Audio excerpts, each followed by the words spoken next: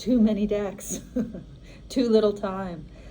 Yeah, this deck dialogue work, it's been amazing. I mean, it has, in some ways, working with these deck dialogues where I just kind of give myself to a deck and ask just a really open-ended question like, what do you have to teach me, or where do you want to lead me, or just what? What do you got? In some ways, this is like the core of mindful tarot practice, right? Because I'm just literally opening up the deck, and in doing so, opening up my heart. Like, the deck becomes an extension of my capacity to explore how it is for me right now. You know, this is really using the deck as mirror. You know, tarot has maybe three broad functions, and they're all interconnected. These deck dialogues are this very mindful oriented practice of using the tarot as a mirror, as just showing me back to myself, right? And so in some ways, what we're doing with the deck dialogues is we're like, well, what's the mirror? You know, mirror, mirror on the wall. Like, what part of me do I need to see? What do I need reflected back to me? How do I want it reflected back to me? And what's been fascinating, because I've now done, I don't know how many of these. I did a number of them on my with my Facebook group, so online, and then I've done a bunch of videos. And what's been fascinating is that I've seen the same cards. You know, there have been some outliers, but like a lot of Seven of Wands, a lot of Nine of Wands, a lot of court cards, you know, King of Cups, King of Swords, Queen of Swords, Knight of Swords, a lot of swordsiness, Ten of Swords. I've seen a lot of like the Star. I've seen the Devil. I mean, a lot of major arcana cards. So there's like different decks. They are actually reflecting really consistently back to me certain tarot archetypes, but with different voices and idioms. It's fascinating. It's just so cool. You know, tarot isn't always just a mirror. There are ways in which every time we do a tarot reading, we are holding a mirror up to ourselves or to the reader, whoever we're reading for. But tarot can also be used, right, classically as an oracle, as something that's giving us guidance, helping us intuit our way into the future or into a situation, like that quality of tarot that lights up the corners of a dark room that we're trying to walk through. You know, and there's always a mirroring of myself or of the person I'm reading for that is happening in that oracular part of tarot. But that's a slightly different function, right? And then there's this third function of tarot, and I really want to do a complete video where I talk about these three functions and maybe explore them in more depth. There's a third function of tarot. So there's tarot as mirror, tarot as oracle, as giving us a guide, right? As helping us chart our path forward. And then the third function is tarot as talisman. And that's the way in which a tarot card can become not just a tool for self-awareness, not just a tool for oracular guidance, but can become something like a protective deity, right? So I've been super loving the Charmcast Tarot and the practice of choosing a new charm every night. These pop out. You can, I don't have a safety pin or anything, or a poking device with me. I don't have a poking device with me, but you can poke this out. The tiles are magnetic, and I've been picking a new tile every morning and wearing it with me, like I wear my Prajna Paramita talisman, my perfection of wisdom. Prajna is the Buddhist personification. That's not quite a strong enough word. The Buddhist deity, the Buddhist image or icon of wisdom, Prajna. In tarot language, Prajna is really the high priestess. So I wear my Prajna talisman, but then I'm wearing this, and you know, like today I have the Three of Cups, and it's not exactly my oracle for the day, like, oh, act with an understanding of the Three of Cups. Let that guide you. Nor is it quite a mirror of how I am right now. It really felt like drawing on the energy of the Three of Cups throughout the day. So tarot, I keep wanting to say terror. Tarot as mirror, tarot as oracle, and tarot as talisman. Yeah. At any point we might activate any one of those three functions, or all of them, more like all of them together. Okay, so that's just a thing. These deck dialogues, man. So last night I looked at two very abstract decks and got fascinating readings out of them both. Just loved those readings. The Orbifold by Michael Bridge-Dixon, which is a wonderful deck, difficult to read. I mean, you really have to, one YouTube viewer was saying, you know, it both brings out your logic and your playful, intuitive side. You really do have to think, but you also have to feel. And then Anatolian's Hidden Waters Tarot. And in many ways, actually, that's the harder deck for me to read. The turning point for me in that deck was really thinking about how it's a deck that is all about symmetry, because they're Rorschach images. So they're like ink blots where, you know, you have ink on one side and you fold the page over. So it's all about symmetry. And that was a helpful way into thinking about that deck. But it made me want tonight to work with some more abstract decks. So I have two decks that are related in ways that will become clear. And then one deck which is really not related at all, but I'll talk more about why I brought that deck here. So the two decks I want to look at are, this is Conrad Steyn's Hermit's Hybrid. Is that what he called it? It's the mashup that he made for Simon Harrison, the Hermit's Cave, a mashup of Waitesmith and playing cards. And it's not the only mashup type deck that I have. There's the Keymaster Tarot, which is a truly fascinating deck. My standard playing card tarot, which I love, and I've actually already done a deck dialogue with. There's the Playing Card Marseille deck, is that what it's called? I'll put the names below in the description. But this, because it's a Conrad Steyn deck, is just beautiful. Beautifully produced, beautifully conceived. I got it in the linen, Make Playing Cards linen, which is a great, really a wonderful deck finish, one of my favorites.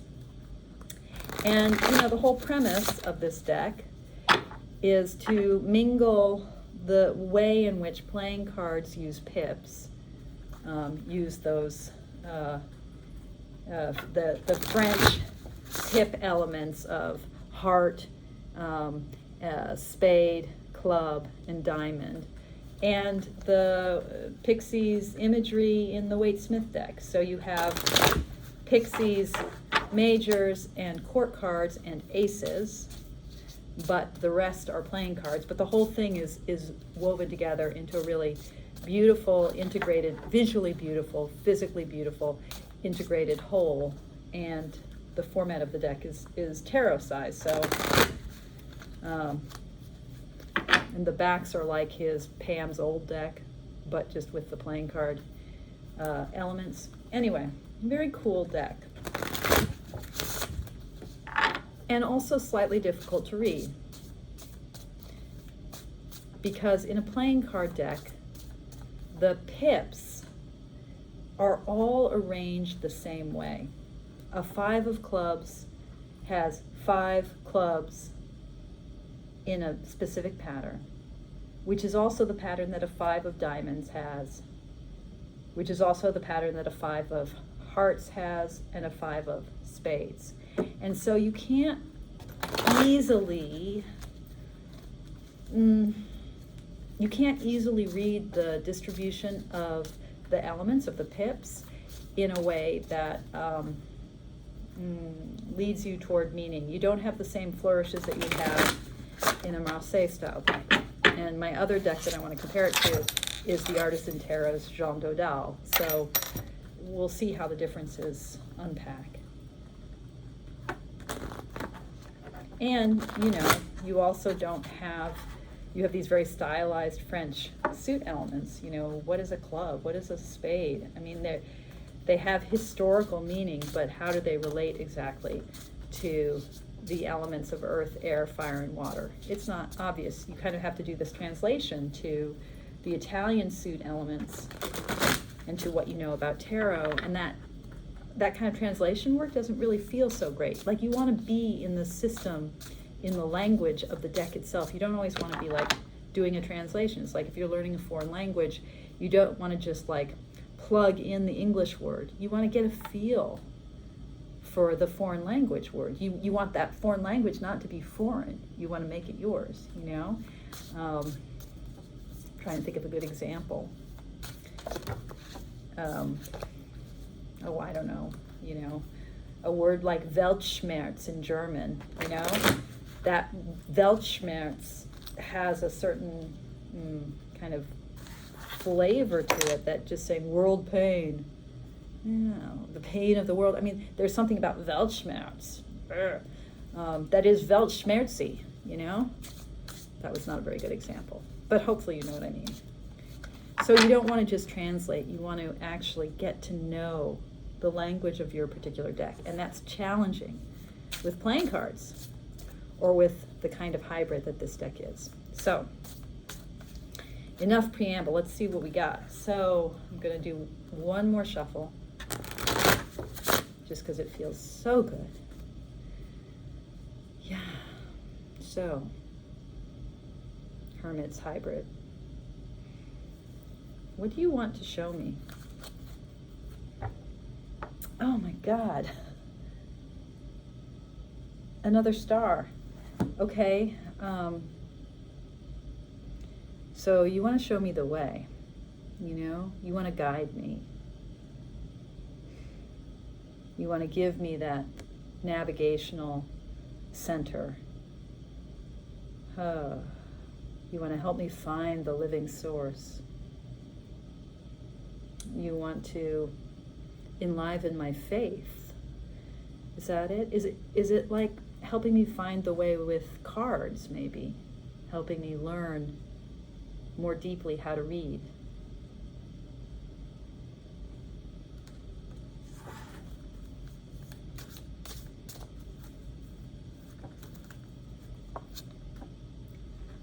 So it's really weird that I'm getting all of these majors, because they're the easier ones to read, right, in this kind of a deck. So the Hermit. Yeah, so yeah, you want to help me see, and how to see inward. And with a deck that has so many abstract elements, are you saying you want to help me through the use of a deck that is in this French, very pippy, regularized organization, that this is going to really invite me to look inward, to, as we Zen Buddhists say, to take the backward step, to bring my awareness into my own heart, to shine that light inward. Is that what you're wanting to show me? I feel like you're making it really easy for me now, and I know this is going to be challenging, and I'm afraid of that challenge. Wow. Yeah, no shit. I am Chariot upside down. So just a word about this. So Chariot is a 7, right? And the star is also a 7. It's 10 plus 7. And they're related, you know? And yesterday, or a couple days ago, I was working with the 7 of Wands and the Marielle Tarot. And 7 of Wands is a card that's come up again and again. This 7-ness. Oh, and I had the 7 of Wands last night in the Orbifold. That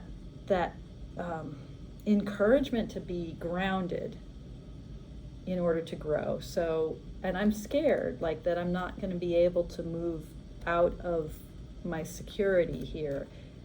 And you picked up on that, didn't you, with the Chariot? I'm scared that I won't know how to read a pip when I get it.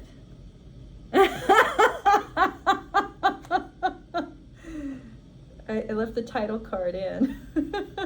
You're like, yes, right, that's why I'm here. Okay.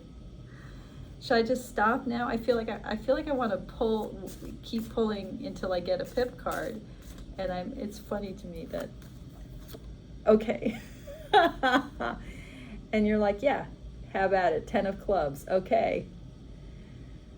And it's funny because what I'm seeing now, and this is because of Conrad Steyn's beautiful choice of font and design element, what I'm seeing is how each of these clubs look like a tree, right?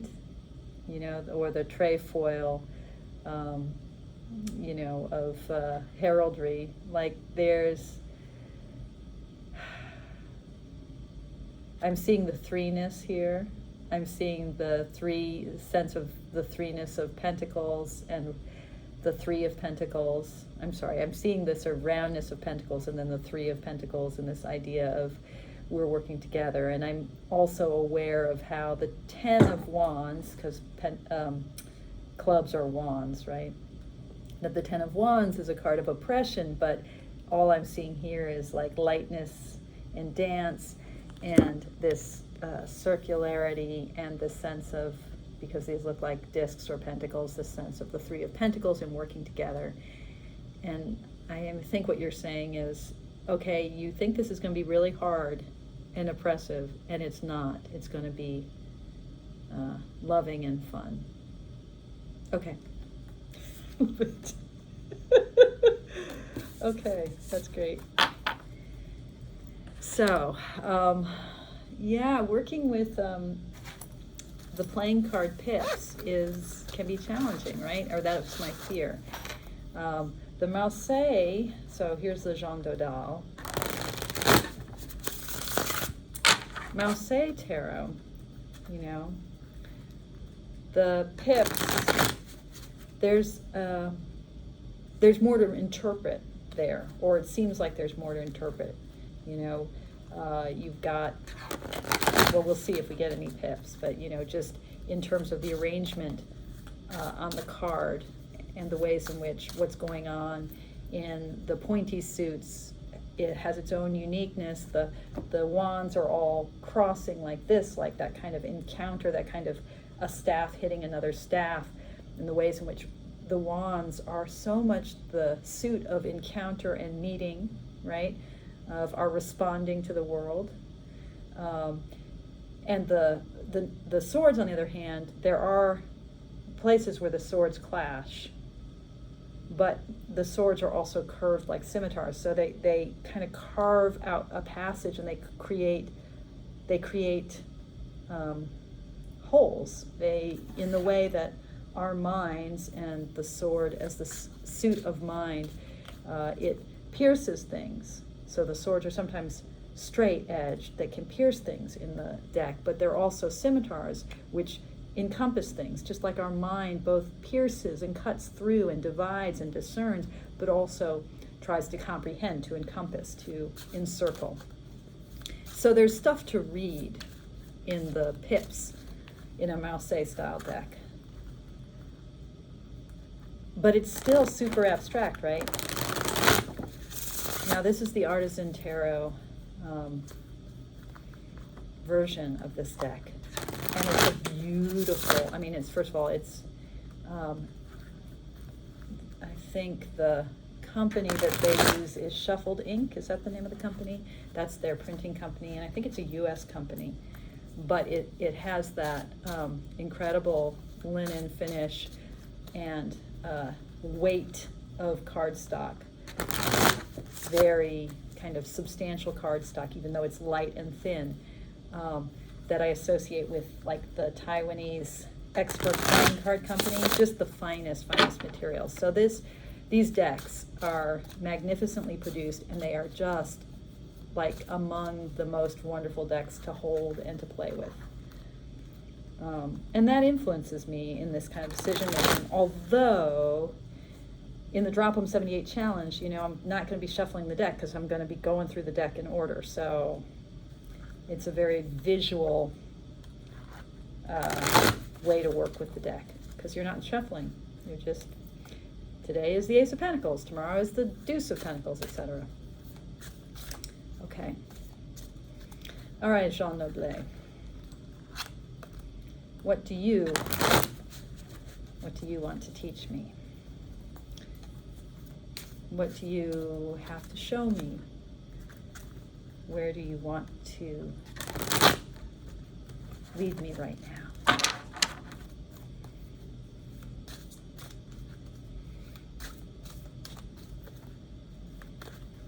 And I got the feeling that I need both the top and the bottom cards, so. Okay, the upside down Queen of Denier of coins. So, right out the gate, a sense of helping me work with the flow of the material of my embodied self, that water of earth, her tenderness, here she's got like a nice double chin, this mama figure, this matron figure. I love these two little bitty pentacles here, the doubleness that goes with the female, males are phallic and one, and females, like, think of the high priestess, it enters, that which is female enters into the world of duality, but the Two of Pentacles, that duality is all about flux and change, right?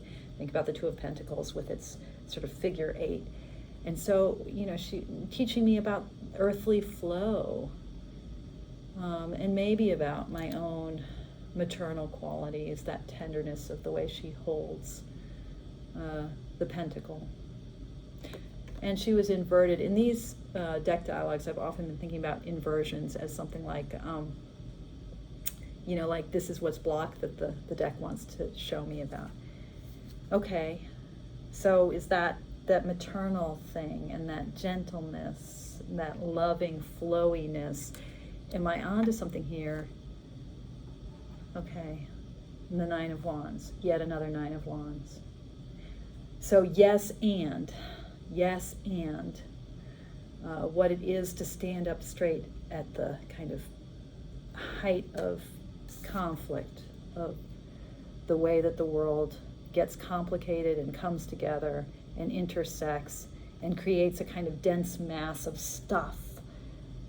Yesterday or 2 days ago, the talisman I was carrying was the Nine of Wands. It's, it is, I think it was yesterday, the sense of needing stamina. That's what I often think about with the Nine of Wands, of what does it take to stand up in the midst of it and to stand out.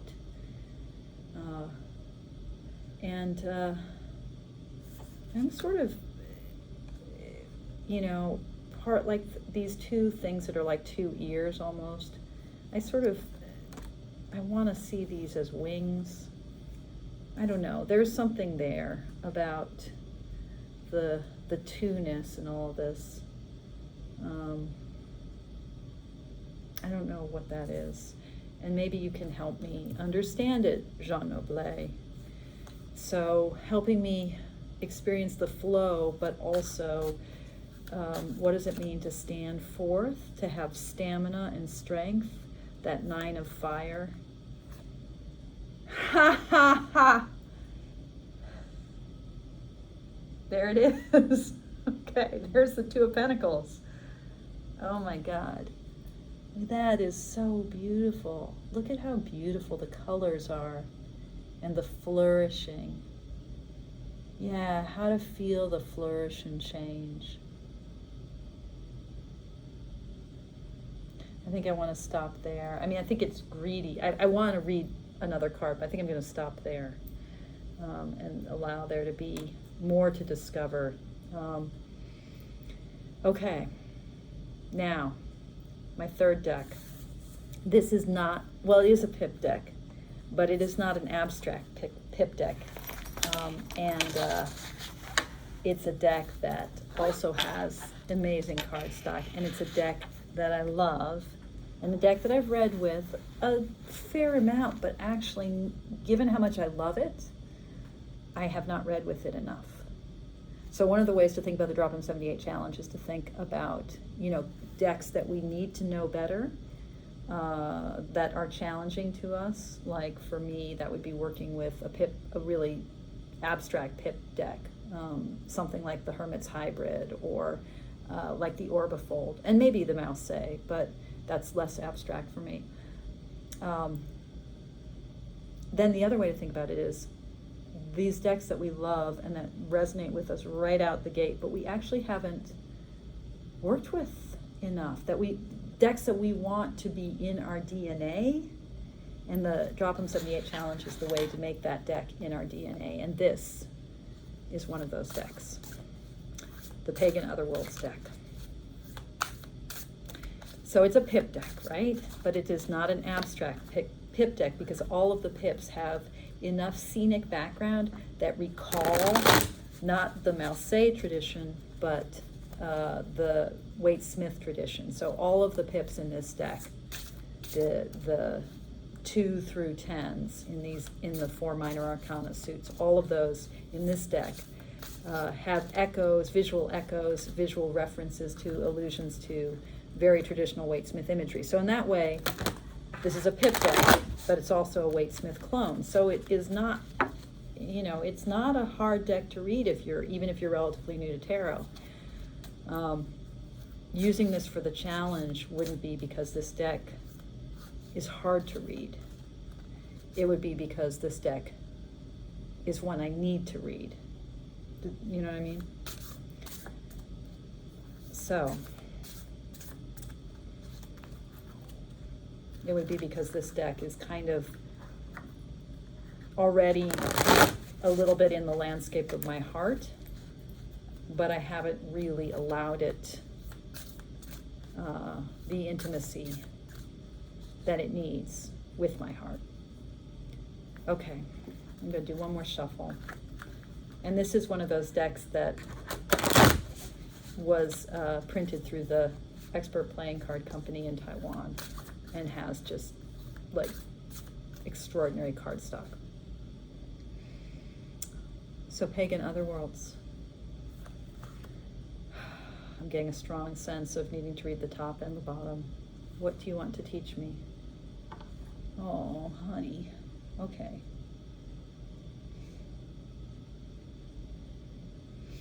This, by the way, is the most loving depiction of the tower that I've ever come across, right? This tower is barely injured, just a little bit of damage right up there. And this woman free falling like a flower, like a petal. So, you want to teach me about surrender? Is that? Yeah. You want to teach me about surrender, about something like truce, peace, but also that painfulness of needing to decide, but holding still for now, allowing the scroll to unfold, not trying to cut it, not trying to force it into meaning, allowing the scroll to just unfurl itself. Like the moon here, this is a deck that's very smart about moon phases, right? It has the moon phase cards that are part of it.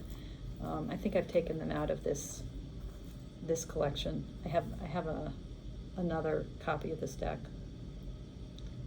But like the moon phases, you know, you go through the phases of the moon.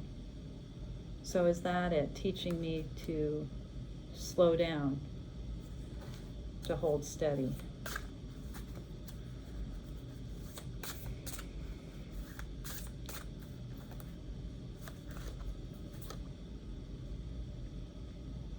And another Four of Cups. I've gotten this a few times in this this work too.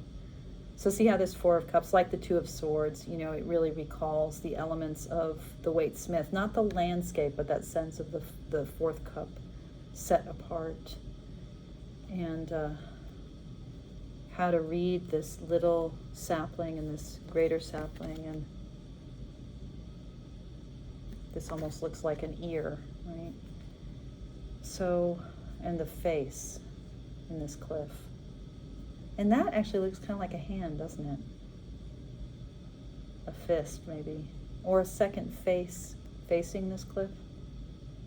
And that sort of looks a little bit like a figure right there.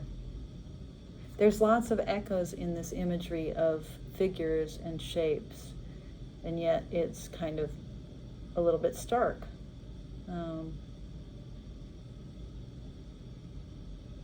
So, you know, how do I receive the gift? Can I receive the gift? How do I value it? How do I treasure it? How do I find my growth? How do I find my support? How do I end my isolation? These are the things you want to teach me, I think. Am I missing anything? Let me just, because I feel like there's a lot riding on how I understand this. Am I missing anything? Okay. I had the sense too of wanting to take the top card, so I'm just going to read them together. Yeah. Holding on, Page of Pentacles, and Death. Okay. Living on the earth, mindful of the earth, of the body, of being embodied, and being ready to meet the scythe in all of its many pointy encounters. I'm feeling like this wrap around the death figure is a little bit like the scroll here. Yeah. Time, life, mortality, earth. These are the things that this deck wants me to encounter. Okay, that was a long video. If you made it this far, thank you. Wow. I'm just sort of basking a little bit in these readings and in these decks, these incredible decks. Okay, guys, thank you so much for watching, and let me know what you think about these decks, what you're thinking about if you're imagining doing the challenge, what you're thinking about.